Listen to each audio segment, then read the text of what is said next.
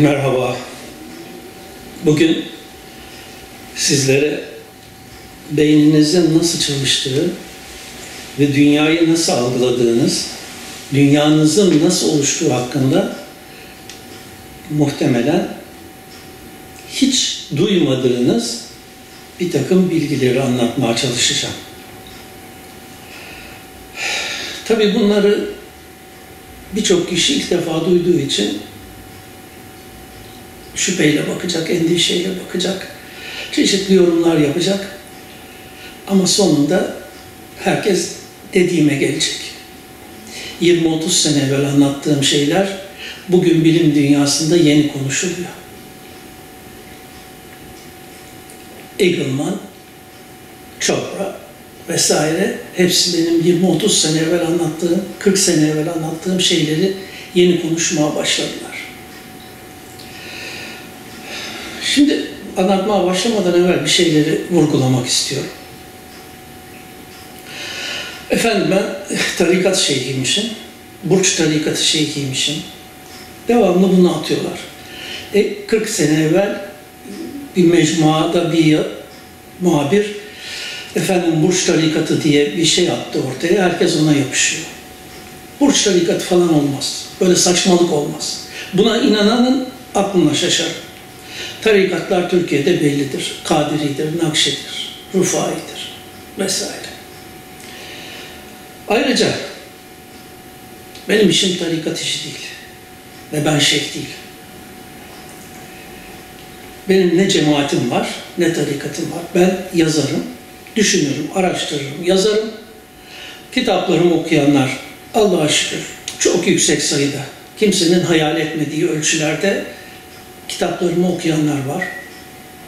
Ama ben bunların çok büyük bir kısmıyla da ilişki halinde değilim. Görüştüğüm çok az ender insan var ve herhangi bir topluluk oluşmasın diye de ben Amerika'da devam ediyorum. Ayrıca Amerika'da devam etmemin bir başka sebebi de ben Türkiye'de bunları anlattığım zaman bugün herkesin tukaka dediği FETÖ'cüler benim her bir yönden yolumu kestiler, kitaplarımı yasaklattılar, fuarlara sokmadılar, Diyanete yasaklar koydurdular vesaire ve bugün onlara kızanların hepsi de onların tarafındaydı ve ben yalnızdım. Madem ki yalnızım ben gider yalnız Amerika'da yaşarım dedim ve geldim. Allah'a şükür kimsenin ne parasına ihtiyacım var, ne malına, mülküne, ne bana paye vermesine.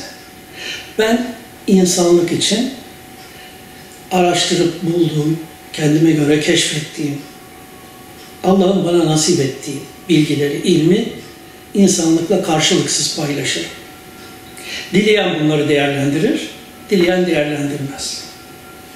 Ayrıca beni eleştirmeye kalkanların da haline tebessümle bakarım. Çünkü onların okuduğu ayetlerin, hadislerin, tasavvuf kitaplarının çok daha fazlasını ben okudum, araştırdım ve ondan sonra bugün bunları konuşuyorum. Kısaca bunu böylece belirttikten sonra girelim konumuza. En son yapmış olduğum videoda beynin ve maddenin yapısının esasında madde algısının beynin şartlarından dolayı algılandığını, gerçekte varlığın yapısının tamamen elektromanyetik dalgalardan oluşan bir dalga evreninde yaşadığımızı ve insanın yapısının da gerçekte bu olduğunu, beynin hakikatinin de bu olduğunu anlattım. Varlığın tamamının orijini kuantum potansiyel, bu kuantum potansiyeldeki özelliklerin varlıkları meydana getirdiğini, bu varlıkların oluşumunun sonucunda insan diye bir varlığın meydana geldiğini anlattım. Şimdi bunu daha ileriye taşıyalım.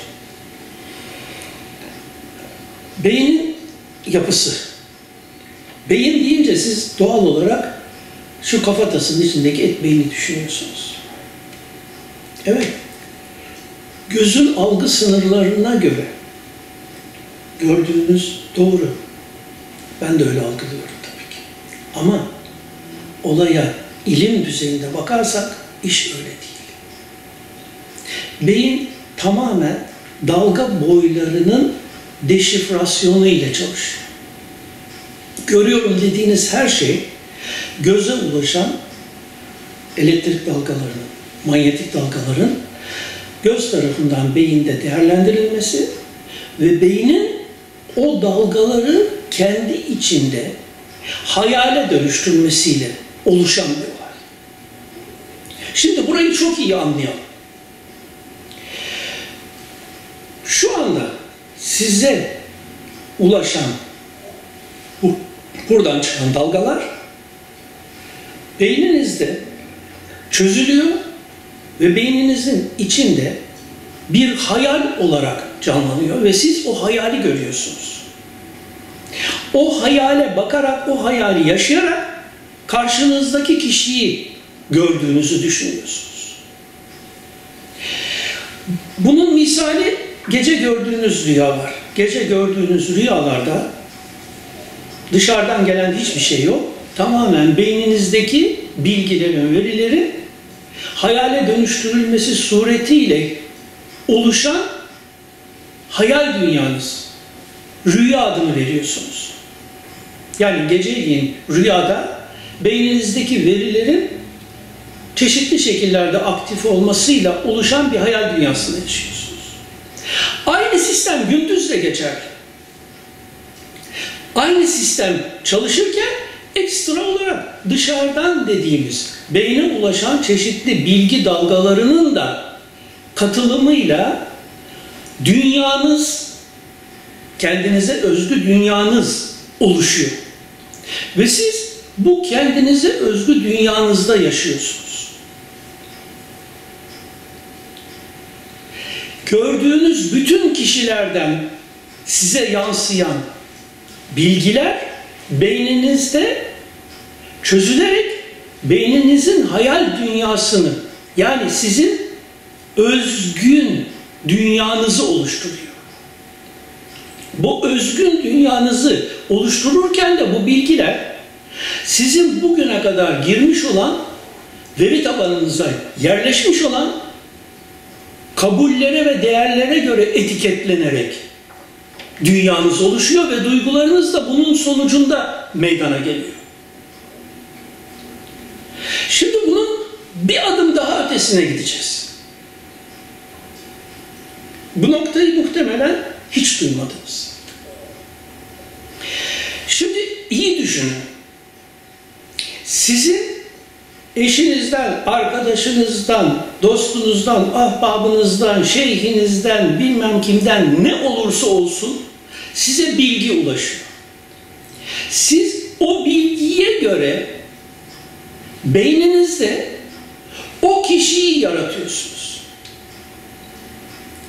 Dolayısıyla siz kendi falancanızı yaratıyorsunuz. Kendi eşinizi, kendi dostunuzu, kendi ahbabınızı, kendi dostunuzu, kendi düşmanınızı sadece ondan size akseden bilgi kadarıyla dünyanızda yaratıyorsunuz. Sizin o çok kızdığınız kişinin iç dünyası bambaşka olabilir. Veya çok sevdiğiniz kişinin iç dünyası bambaşka olabilir. Siz o kişinin reel kişiliğine, gerçek kişiliğine hiçbir zaman muttali değilsiniz. Bilmiyorsunuz, haberiniz yok. Sadece ondan o süreç içinde aldığınız bilgi kadarıyla beyniniz o kişiyi kendi dünyanızda yaratıyor. Herkes de istisnasız böyle yaşıyor. Herkes reel dünyada reel varlıklarla değil, bu dünyada muhatap olduğu varlıklardan kendisine yansıyan bilgilere göre kendi beyninin yarattığı bir yapıyla muhatap. Dolayısıyla siz o an için o kişiye kızıyorsunuz, kavga ediyorsunuz, şöyle böyle bir şeyler oluyor. Sonra o kişi gidiyor, o kişi başka yerde keyif çatıyor. Siz ondan gelen bilgilere göre yarattığınız onunla dünyanızda kavga ediyorsunuz. Onun üzüntüsünü yaşıyorsunuz, sıkıntısını yaşıyorsunuz. Halbuki o gerçek dünyada bambaşka bir yaşantı içinde. Şimdi bu noktayı çok iyi anlamak lazım. Bu nasıl oluyor? Şimdi gene çok basite indirerek anlatıyorum. Çok teknik bir konu esasında. Ve bunu henüz daha bilim bu noktaya gelmedi. Dolayısıyla benim söylediklerim havada diyebilirsiniz. Ama er geç gelecek, acelem yok.